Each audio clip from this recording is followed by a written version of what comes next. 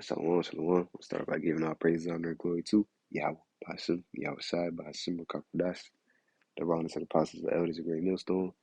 I'm Earl Kai back in another lesson. So I'm talking fast, I'm trying to, get through this. Still sick, about a little sniffles, but just a little allergies. I'll get over it. Um, but yeah, I'm saying, brother posted a video talking about the FEMA camps that's gonna be set up. This is what they're gonna castrate us into when the market beast start coming out, and when we refuse, we're gonna be put in these chambers. Um, See, I play a little bit of it. How the U.S. would be divided in the event of an emergency, if we can pull that out there. And they said in the event of the emergency, so they just, Esau always playing games like that. They throw little hits at it, you know, and so yeah, that's what's happening right now. There it is. So this is how the U.S. will be divided into districts. You see 10 of them there. This is according to the National Emergency Center establishment.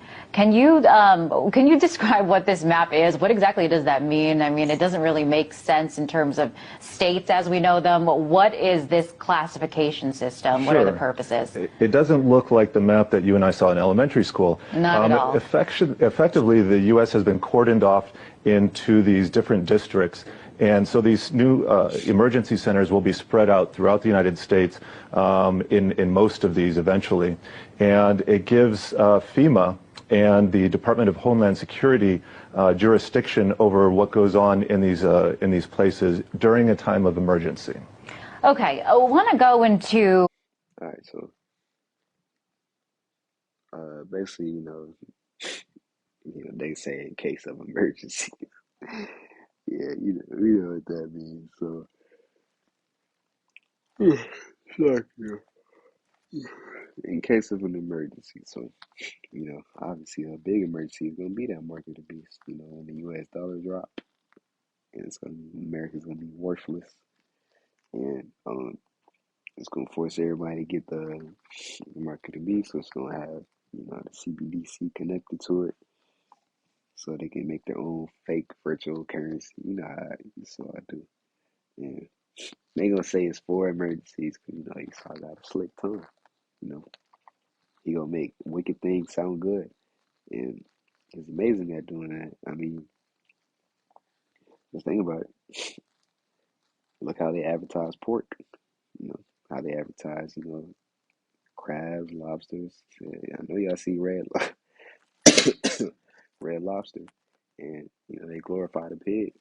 Like even in the Spider-Man movie, the Miles Morales, not across the Spider-Verse, it was Into the Spider-Verse.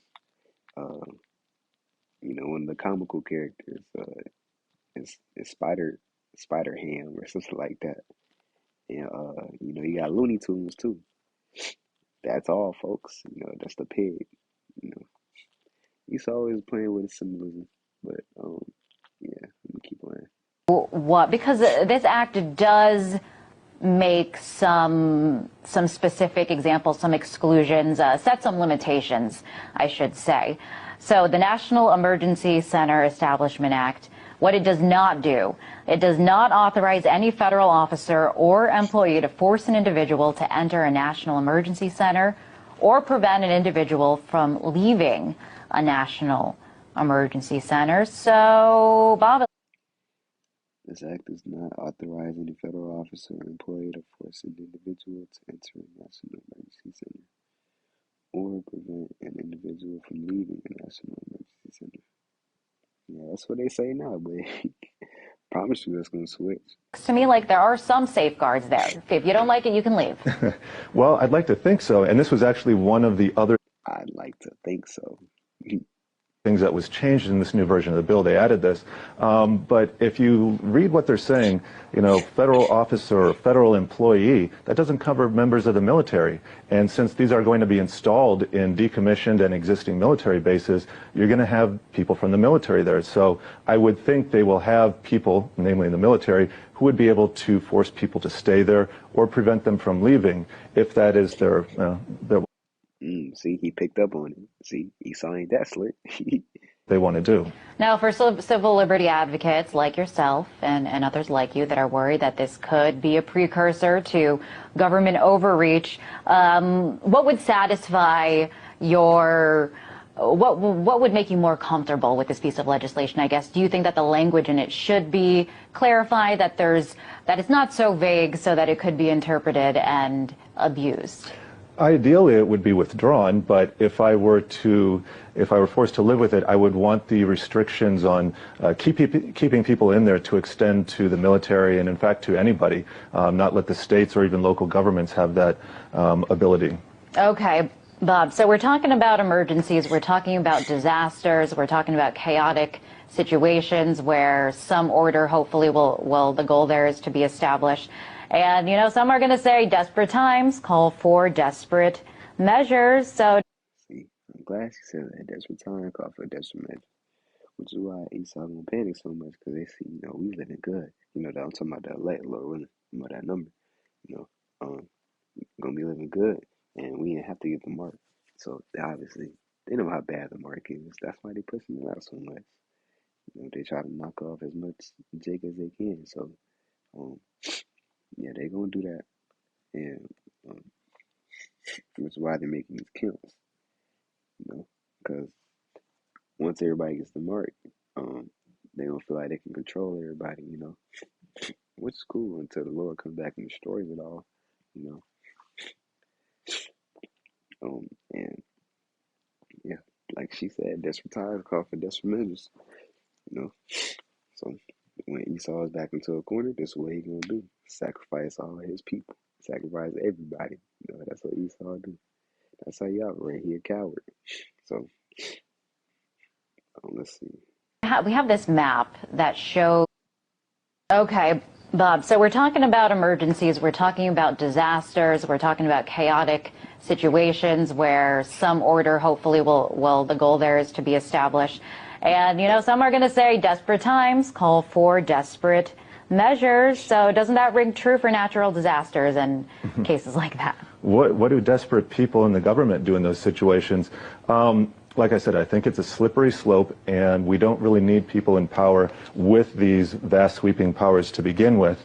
Unfortunately, there's moral hazard involved here, too, where people really don't take care of themselves anymore, plan for these emergencies when they have the federal government and other governments ready to step in. And we saw what a great job happened in Sandy and in Katrina. So, like I said, moral hazard. All right, Mr. English, very interesting, and thank you so much for weighing in. That was Bob English. All right, yeah, that's pretty much it for the video. So,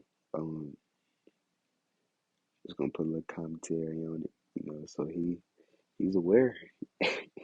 He knows, man. They all know. But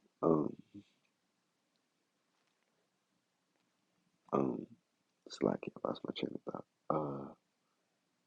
Man, they always know. I'm glad he got the scripture right there. Fear none of those things which thou shalt suffer. Behold, the devil shall come and cast of the devil shall cast some of you into prison, that you may be tried, and you shall have tribulation 10 days. Be thou faithful unto death, and I will give thee a crown of life.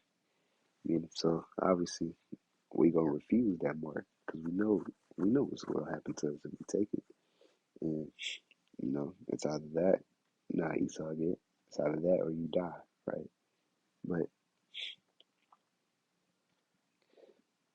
if the Lord knows why you're not doing it, He's not gonna let you die painfully. Even after all, you putting out lessons, you faithful, praying all the time.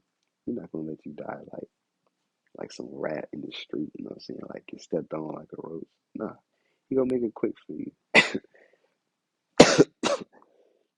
So yeah, some of us gonna get beheaded for this truth, and it's okay, man, because the ones that are beheaded, y'all gonna be the first ones to rise up, against all of this, when the Lord comes back, y'all gonna be the first to rise up, and y'all gonna be destroying this place along with the Lord. So just keep staying patient, man.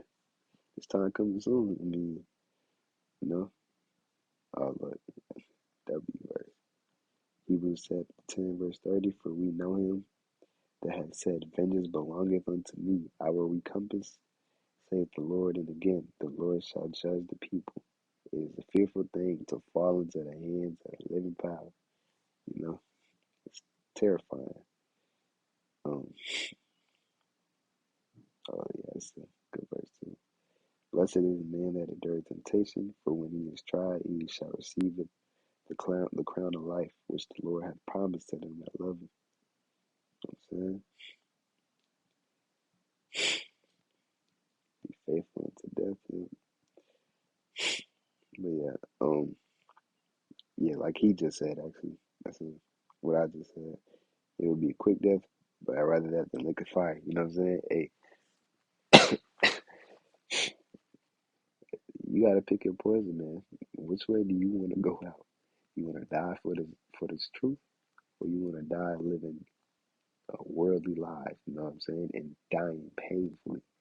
Not no regular death, man. Painfully. You know what I'm saying? You want to turn your back on the Lord? Okay, go ahead. You know what I'm saying? Nobody gonna stop you. We're not gonna tell you no, don't do it. We're not gonna beg.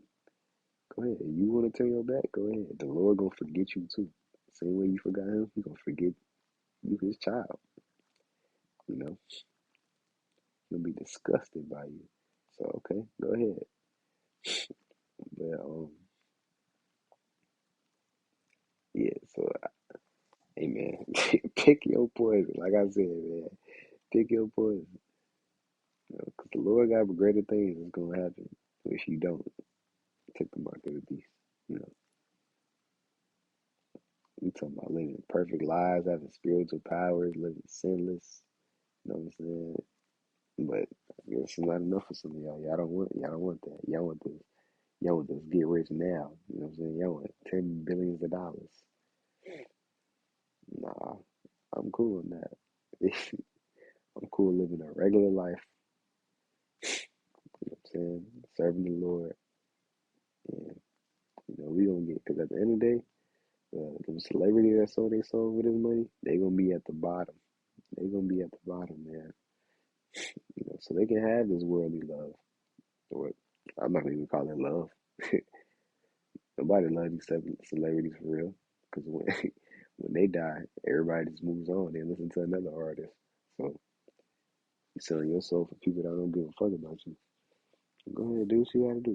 But yeah, I'm running off there though. With the spirit, Lord willing, is edifying to those for elect.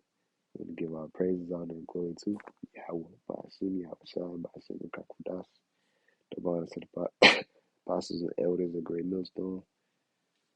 And with that being said, man, shalom to the next time. Shalom.